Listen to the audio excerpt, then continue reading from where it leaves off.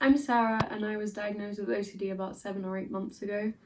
I think the biggest struggle for me is that I don't necessarily understand the exact types of OCD, and I don't necessarily understand some of the compulsions that I, do ritually and stuff like that. And there was quite a long waiting list for me to have CBT. It was about 4 or 5 months.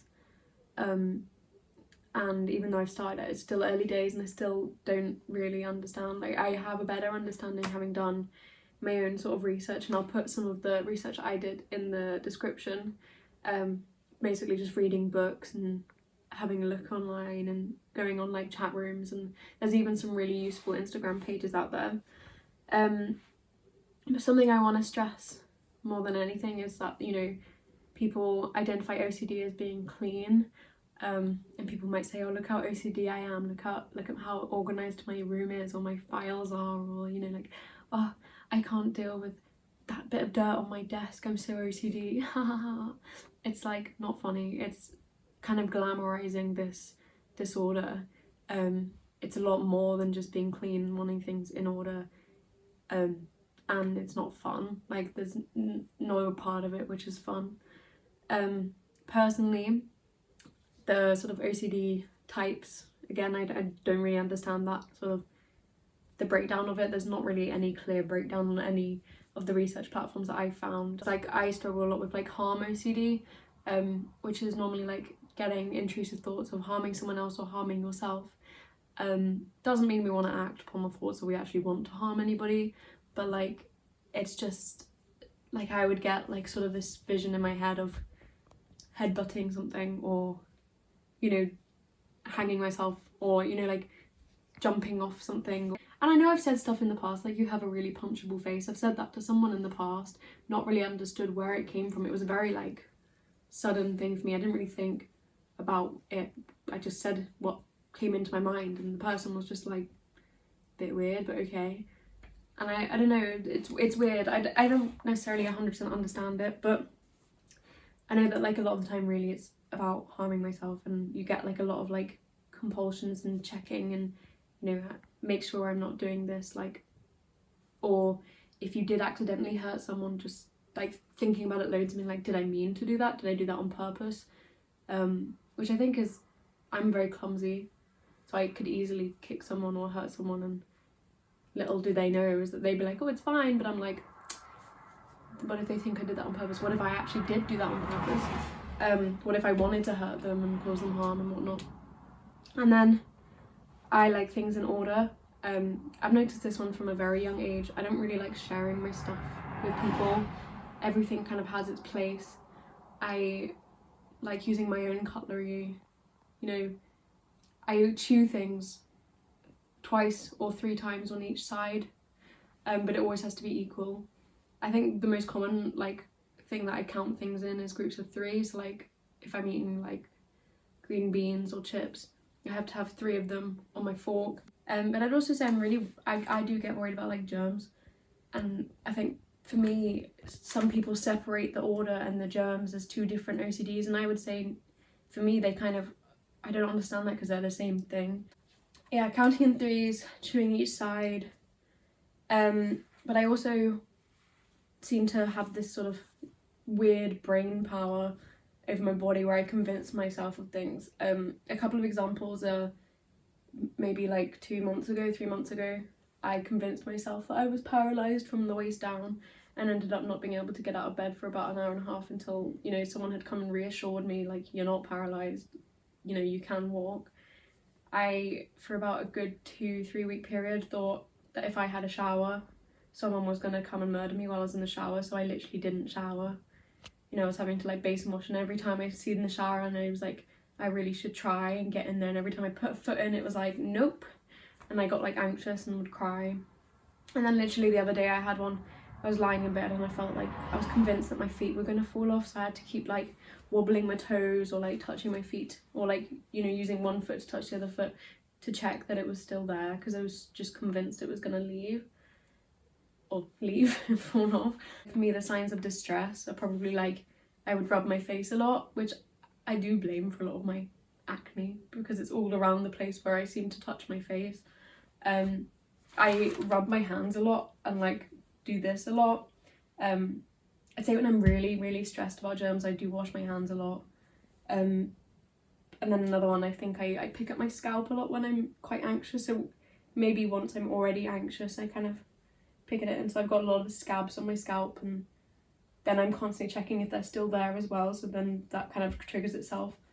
But yeah, in this YouTube video, basically, it's just going to be a couple of us with OCD just chatting about our experiences and how we deal with them and how we get better and how we sort of educate others about it, because the one thing I've noticed from family and friends and boyfriends, like it's probably one of the most misunderstood mental health disorders out there. I think like most people get the general gist of, you know, bipolar, schizophrenia, depression, anxiety, but OCD is just, you know, seen as one thing that it barely even is. Hi, my name's Kaz, and I've had OCD for 11 or 12 years, since I was 7 years old. As you can imagine, I've had multiple types of OCD. I've had tapping OCD, where I've had to tap things multiple times. I've had checking OCD, where I've had to check things over and over again. I've had still suffer with hygiene OCD, where I have to wash my hands after having touched something I deem as contaminated, and if friends or people touch any of my stuff, I have to clean it straight away, or if they, you know, because I see them as contaminated, basically. And I also have mental OCD, a couple variants of those, which you can't see, if that makes sense. So the compulsions are all in your head. Some people call it pure OCD because they assume it's purely obsessional, when it's not. There are compulsions with that. If you've got, you know, mental OCD, then you might repeat things a certain amount of times in your head, stuff like that. So that's definitely not purely obsessional. And so, yeah, my way of dealing with OCD is I've never had therapy, because when I went to go get diagnosed, they said, do you want to continue for therapy? And I said no, because it's the way I deal with it is by myself. I have supportive family and supportive friends who understand, and I try and work through it as best I can by myself. And no, I've not been very successful, since I'm still sitting here saying I've got OCD, but I prefer to work alone and by myself, as opposed to having other people, I guess, guiding me. Therapy is a great thing, but it's just not for me at this moment in time in my life. But yeah, I've had multiple relapses over the years, which I find painful and quite discouraging, in the fact that you can't, it feels like you failed, especially because a lot of my OCDs are now in the past, thankfully. A lot of them are still in the present, but the ones in the past, when they come back, it feels like I got over that. Why is that coming back? And that's something with OCD that I think is a misconception, is it never goes away. You just find ways of managing it. Don't get me wrong, it doesn't always evolve into new ones. It can, it can't. You know, you might be stuck with the same one for 50 years, but you will always have it, because or so I've heard, it's one of those conditions that there's no cure for it. You don't just get over it. It's something that you have to constantly fight. There is evidence that there's a genetic predisposition to OCD as well. My mum had OCD, my sister has OCD, and I have OCD. So I think that kind of proves that that belief. Yeah. The impact on my life that OCD has had, I couldn't imagine my life now without it. I'm nearly 19 in a couple months, and I've had it the majority of my life, and so I can't remember a time without it. And it's quite, I don't mind having it in the fact that I can't see a life without it, I guess, which is a crazy paradox. But it's, I laugh about it, but it's caused a lot of pain and a lot of hurt for a lot of people, including myself. Like, even though I have supportive friends, supportive family, it still causes arguments within, mainly family. I've never had an argument with a friend over it, but because all three of us, 3 out of 4, have OCD, it's kind of painful for one another to understand another one's, and it's also somewhat contagious. Like, if one person has a form of OCD, then it's best to stay away from another person with OCD, if that makes sense. So, like, when I did go and get diagnosed, they said, well, you and your sister both have it, so try and distance yourselves in terms of, like, not discussing the OCD you have, because you might pick it up off of that person. Which sounds stupid, and I hate the fact that it exists, but I didn't have hygiene OCD until my sister had hygiene OCD for a while. And then mine kind of developed a year or two later, I'm assuming. Which is great. So those are a couple misconceptions about it, I'd say, is that it's genetic. It can also be brought on through trauma, don't get me wrong. There's evidence for that. But it's, genetic, and it's obviously not just putting pencils in a straight line either. But yeah, and just things like Puro and relapses, they're just kind of things that not a lot of people are aware of. Hiya, I'm Izzy and I've suffered with harm OCD. And I think the best way for me to describe to anyone who's not experienced it or doesn't know anyone who's experienced it is for me to say to you, don't think about a blindfolded donkey on rollerblades. Now, I bet as soon as I said that, that was the exact image that came into your head. And that's essentially how OCD grows, because you have this negative or unwanted thought, and then you constantly tell yourself not to think about it.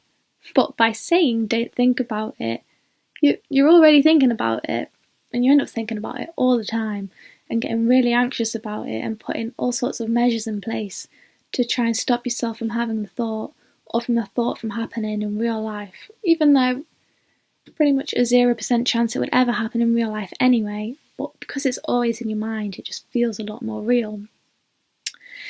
I think it's really important for me to talk about my OCD because it feels like somewhat of a taboo topic just because of the nature of the intrusive thoughts. And I think my OCD started when someone who I'd known all my life really hurt me, really hurt my family, and I just couldn't understand how someone who I thought to be such a lovely person could just do something so horrible. And that sort of led to me thinking, what if I could do something so horrible? This person who seemed nice enough did it. Could I? And so that's how my anxiety and OCD was seeded. So one day I was making a cup of tea for my mum, and I was a bit cheeky. I took a sip before I was going to take it into her, and it was boiling. I was like, God, this is hot. And I went to take it to my mum, and then I suddenly stopped myself and thought, why are you giving this to your mum? You just, took a sip yourself, burnt your mouth, and you know full well that she's going to do the same. Why would you do that? You're a horrible person, was my thought process in my head. And then I was a bit upset, but I tried to hide it. I put some milk in the brew, gave it to my mum, and went upstairs and just thought for hours and debated with myself if I was a horrible person. And then I developed a fear of making cups of tea for everyone in my house, and the only way I could get myself to do it was by performing this compulsion where I would have to stir each brew 30 times, because in my OCD I had phobias of certain numbers, but 30 for me was a safe number. So I figured if I stir the cups of tea 30 times, that's 30 seconds for them to cool down anyway, and if I do it 30 times, then it's a safe cup of tea. Which I know is completely irrational, and I knew at the time it was irrational, but I did it anyway just to make myself feel better. And then one day it was just completely overwhelming. I lost count and I just refused to give anyone the cups of tea. And I ended up developing a fear of my entire kitchen. I'd try and avoid going in there as much as I could. I would never look around if I had to go in there, and when I wasn't going in there, I'd shut all the doors leading to it, just to put that barrier between me and this place I was so scared of. But then one day we were having, I think it was birthday cake in the dining room, and my mum cut it with this huge knife, and I'd never had a problem with knives before this point. But then she said, "Izzy, can you go and put this on the side in the kitchen?" And in my head I was like, oh God, I've got to go into the kitchen now. And I was really scared because of the kitchen, but then as I was in the kitchen already with all these scared emotions, I suddenly had the thought, what if I stabbed my mum? And it was horrible, absolutely horrible. I put the knife down, I ran upstairs and I just panicked, had a big panic attack, and I just developed such a strong phobia of knives. I couldn't go to restaurants without getting upset because of the cutlery, couldn't say the word knives, and I developed a phobia of the letter K. And then one day I went to my dad, "I can't cope, I'm scared to death, please help me." And he said to me, "It's good that you're scared to death because it shows how much you hate these thoughts, it shows how much you don't want them to happen. I'm not enjoying these thoughts, I don't want these thoughts. I'm putting so many measures in place for them not to come true, even though they're not going to come true anyway, but I've got to be safe. That shows I'm caring, that shows I don't want these things, really don't want these things to happen." I ended up getting some Cbt Therapy, which is essentially where you get over your fears, starting with your smallest fear and building up to your biggest fear, overcoming that by exposing yourself to them. And I told my therapist everything. I said I was in the kitchen and I had this really horrible thought. And she just wasn't shocked, wasn't scared or anything. And she was like, "Yeah, this is very common for people with OCD." And I was gobsmacked because I'd been spending the past 2 weeks, Googling symptoms of a psychopath. I was so scared of myself. But just to see her non-reaction brought me so much comfort. And then we got started with the exposure therapy. And I would write out the word knives over and over and over again, just because I was scared of the word. And then for the first 10 minutes I'd be panicking. For the second 10 minutes I'd be on edge, getting over my panicking, but still on edge. Then in the third 10 minutes I'd find myself thinking, I wonder what's for tea. And then I'd suddenly realise, hang on a minute, my mind's wandering, but I'm still writing this word, I'm just not scared.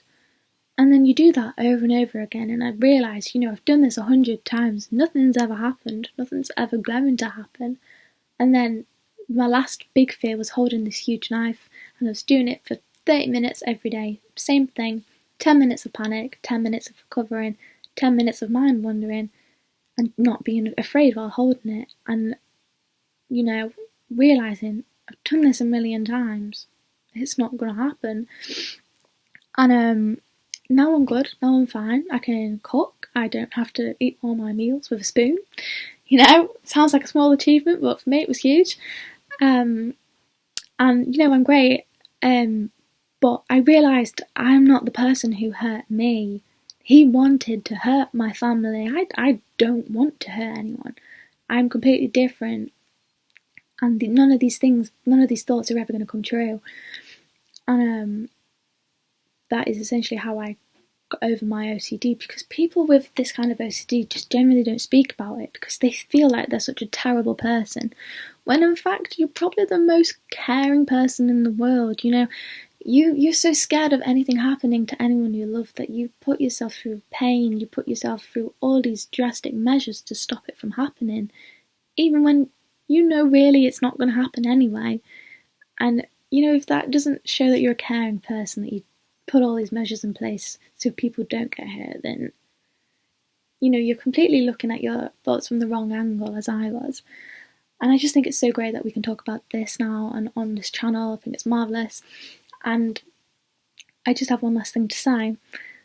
Don't think about a gorilla in a bikini bra doing the Macarena. Because I bet you just thought of that as I said it. And that is essentially how intrusive thoughts work.